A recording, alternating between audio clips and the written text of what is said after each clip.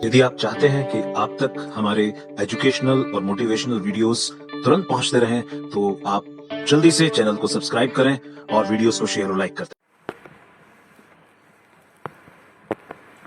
तो आज हम लॉकडाउन के इस वक्त में फिर से एक इम्पॉर्टेंट टॉपिक आपके साथ डिस्कस करने के लिए हैं।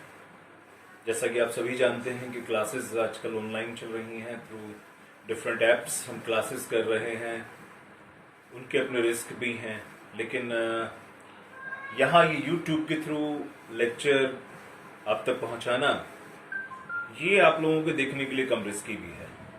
तो आज हम डिस्कस करेंगे एक नए चैप्टर को, और एक वीडियो में हमने अपने बात की है मनी की, कि मनी का एवोल्यूशन कैसे हुआ और बार्टर सिस्टम क्या था, या उसके क्या जो डिफिकल्टीज थी बार्टर सिस्टम की वो क्या थी, जिनके कारण से जो मुद्रा है वो अस्तित्व में आई। तो हिंदी और इंग्लिश बाइलिंगुअल रहते हुए थोड़ी बात करेंगे इस टॉपिक पर। और आज हम डिस्कस कर रहे हैं फंक्शंस ऑफ मनी, यानी मुद्रा के कार्य। तो सबसे पहले हम बात करते हैं कि सबसे पहला या इम्पोर्टेंट कार्य क्या माना जाता है मनी का। तो मनी के फंक्शंस को मेनली जो है 3 कैटेगरी में रखा जाता है। फर्स्ट जो है वो मेन फंक्शंस या प्राइमरी फंक्शंस माने जाते हैं, और जो प्राइमरी फंक्शंस हैं, जिसको हिंदी में हम कहते हैं मुद्रा के मुख्य या प्रमुख कार्य, उन मुख्य या प्रमुख कार्यों में सबसे पहले जो कार्य आता है वो है विनिमय का माध्यम।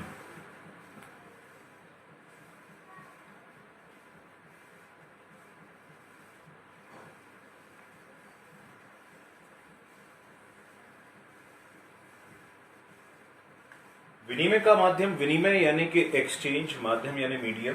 तो money acts as a medium of exchange.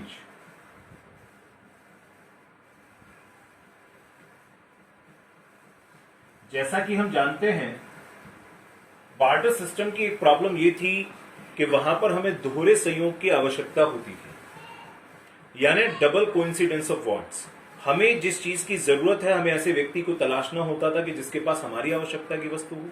लेकिन ये एक तरफा संयोग हुआ। दूसरा तब पूरा होता था जब उसकी आवश्यकता की वस्तु हमारे पास भी हो। ये तब हम लेन देन कर पाते थे। इसी को हम कहते थे double coincidence of wants.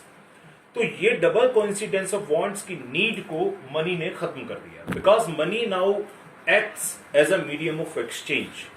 Now we can sell our commodity any time to any person with the help of money, and we can purchase whatever is our requirement. We can purchase anything from any person any time.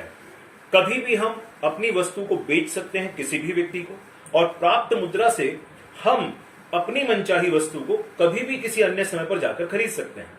तो अब यह जरूरी नहीं है कि जिससे हमने वस्तु को लिया ही है उसी को कोई वस्तु दी जाए। हमने जिस व्यक्ति से वस्तु को लिया है, हमने उसके बदले में पैसा दिया है, और अपनी वस्तु को बेच करके हमने पैसा कहीं भी कभी भी किसी से भी प्राप्त किया है। इसलिए मुद्रा विनिमय के माध्यम के रूप में काम करके दोहरे संयोग की आवश्यकता को समाप्त कर देती है, और जो क्रय विक्रय है, सेल एंड परचेज है, उसको बहुत इजी बना देती है। यही हमें इसके एक्सप्लेनेशन में लिखना है। तो ये हमारा फर्स्ट प्राइमरी फंक्शन है। सेकंड जो हमारा प्राइमरी फंक्शन है वो है मूल्य का मापन।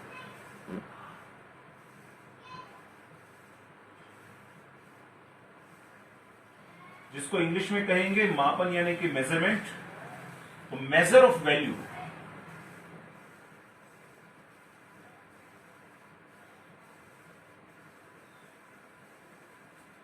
तो money acts as a measure of value.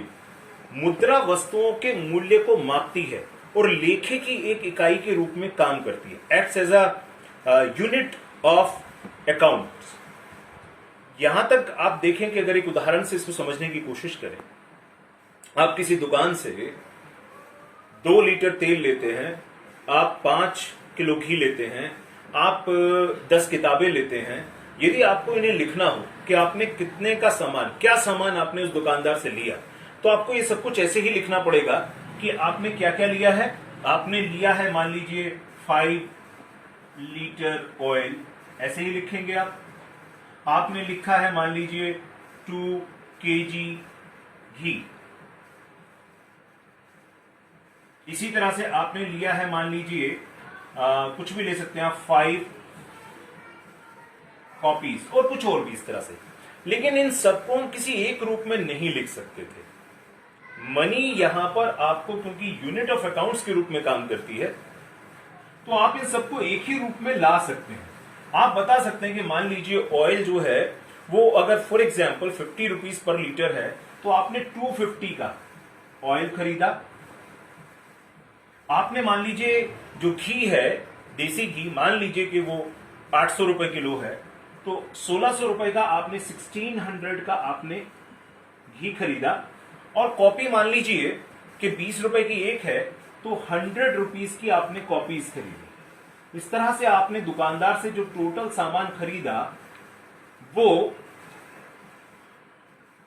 1950 rupees का खरीदा।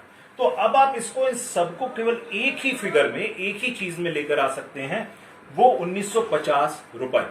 तो रुपए जो है वो यहां मुद्रा को दिखा रहा है। तो आप इस तरह से, मुद्रा जो है वो लेखे की एक इकाई के रूप में काम करती है, मूल्य के मापने का काम करती है। तो ये इसका दूसरा महत्वपूर्ण प्राइमरी फंक्शन है। इसके बाद जिन फंक्शंस की हम चर्चा करेंगे, 3 इंपॉर्टेंट फंक्शन इसके बाद और आते हैं, लेकिन उन तीनों को हम दूसरी कैटेगरी में रखते हैं, जिनको ये हमारे थे, मान लीजिए ए, इसको हम कहते हैं प्राइमरी फंक्शन। जो बी है हमारे, उनको हम कहते हैं गौण कार्य या द्वितीयक कार्य, यानी कि सेकेंडरी फंक्शन।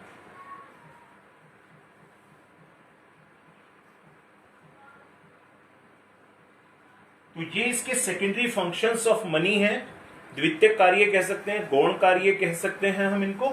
इसमें सबसे पहला जो है वो आप लिख सकते हैं, 3 फंक्शन है, किसी को भी आगे पीछे लिख सकते हैं, उससे कोई फर्क नहीं पड़ता। जैसे कि मूल्य का संचय, यानी स्टोर ऑफ वैल्यू।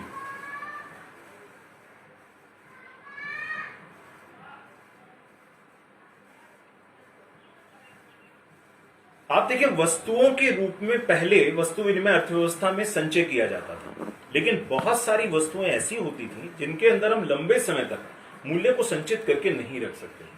मान लीजिए कोई फलों का विक्रेता है, फलों का उत्पादक है, वो फलों के माध्यम से विनिमय करता है।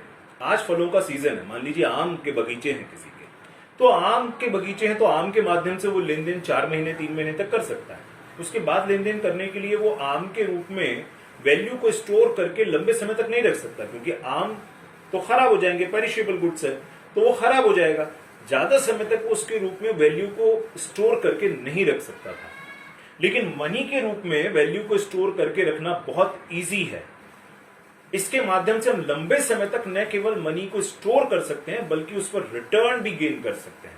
तो ये दोनों हमें जो फैसिलिटीज है वो हमें मनी की हेल्प से मिलती है, जो वस्तुओं की हेल्प से हमें नहीं मिलती थी। इसलिए बचतों को, सेविंग्स को in comparison to goods money की फॉर्म में सेव करना, रखना, सुरक्षित रखना भी आसान है। इसमें सिक्योरिटी भी है, क्योंकि आप अपनी बचतों को बैंकों में रख सकते हैं, जहां आपकी बचतों पर आपको return in terms of interest भी मिलता है। तो ये इसका पहला गौण कार्य है। दूसरा हम देखें अगर गौण कार्य, तो मूल्य का हस्तांतरण। मूल्य का हस्तांतरण जो है, यानी कि एक स्थान से दूसरे स्थान पर हम मूल्य को ले जाना, ट्रांसफर ऑफ वैल्यू।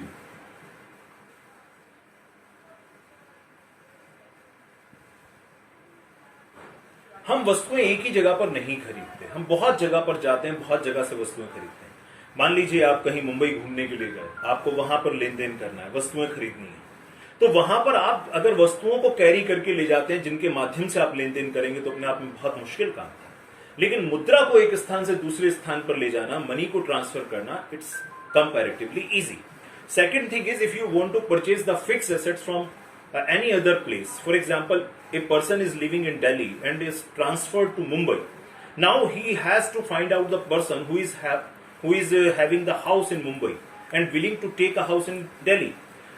ऐसा व्यक्ति ढूंढना कि जो वहां मुंबई में उसका घर है लेकिन उसको दिल्ली में चाहिए। आप जाकर के मुंबई में उस व्यक्ति से अपना लेन देन करें कि आप मेरा दिल्ली वाला घर ले लें, मुझे आपका मुंबई वाला चाहिए। लेकिन दोनों परिसंपत्तियों की लोकेशन एक जैसी होगी क्या? क्या दोनों का मूल्य एक जैसा होगा क्या? क्या दोनों की बनावट एक जैसी होगी क्या? ये समानताएं होना बहुत मुश्किल है, इसलिए लेन देन में बड़ी कठिनाई आती थी। लेकिन मुद्रा ने इसको सरल कर दिया है। आप यहां से अब मुद्रा की हेल्प से अपना हाउस यहां पर सेल करिए और जितने अमाउंट में वो सेल होता है उतने ही अमाउंट से आप दूसरा हाउस मुंबई में परचेज कर लीजिए। तो दोनों की जो वैल्यू है वो दिल्ली वाले घर की और मुंबई वाले घर की, दोनों की वैल्यू सेम रहेगी। इस तरह से मुद्रा की सहायता से परिसंपत्तियों का क्रय विक्रय बहुत आसान हो गया। तो with the help of money we can easily sell and purchase of fixed assets. तीसरा जो कार्य है वो है स्थगित भुगतानों का आधार। मुद्रा जो है वो स्थगित भुगतानों के आधार के रूप में कार्य करती है। स्थगित भुगतान किसको कह सकते हैं? स्थगित भुगतानों का मतलब यह होता है कि आप भविष्य की किसी तिथि पर कोई लेन देन करेंगे, आपने आज निर्धारित किया, तो वह आपका स्थगित भुगतान कहलाता है, यानी डेफर्ड पेमेंट।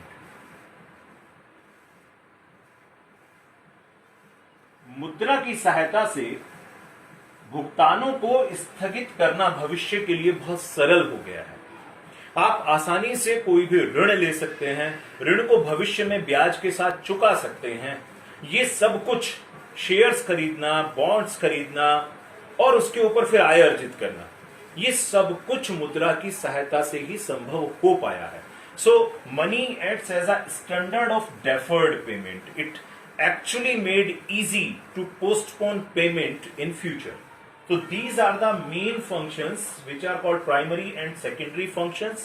तीसरे एक काम इसमें और आते हैं जिसको हम कहते हैं आकस्मिक कार्य, contingent functions of money. ये आकस्मिक कार्य हैं कि जो बाद में समय की आवश्यकता अनुरूप मुद्रा के काम बन गए, यानी पहले नहीं सोचा गया था लेकिन बाद में ये भी काम बन गए और आज के समय में ये भी महत्वपूर्ण कार्य हैं। जैसे राष्ट्रीय आय के वितरण का कार्य, नेशनल इनकम डिस्ट्रीब्यूशन को इट एक्चुअली फैसिलिटेट्स कि हमें कैसे राष्ट्रीय आय का समानता के आधार पर बंटवारा हो।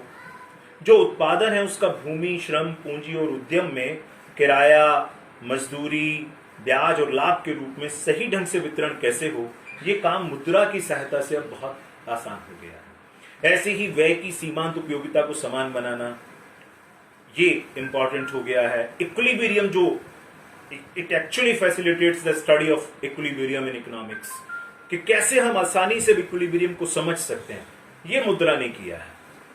कि उपभोक्ता का संतुलन कैसे, मनी अगर 1 रुपया एडिशनल रुपी ए कमोडिटी पर और बी कमोडिटी पर कंज्यूमर स्पेंड करता है तो कहां पर उसको मार्जिनल यूटिलिटी ज्यादा मिल रही है, कैसे वो दोनों के ऊपर कितना कितना खर्च करे कि उसका जो सेटिस्फैक्शन है वो मैक्सिमाइज हो सके और कंज्यूमर इक्विलिब्रियम में आ सके। ऐसे तमाम तरह के जो और कार्य हैं उनको हम आकस्मिक कार्यों के अंतर्गत, कंटीजेंट फंक्शंस ऑफ मनी के अंतर्गत रखते हैं। ये सारे के सारे मुद्रा के कार्य हैं जो कि बहुत महत्वपूर्ण है। अक्सर इन पर प्रश्न आता है।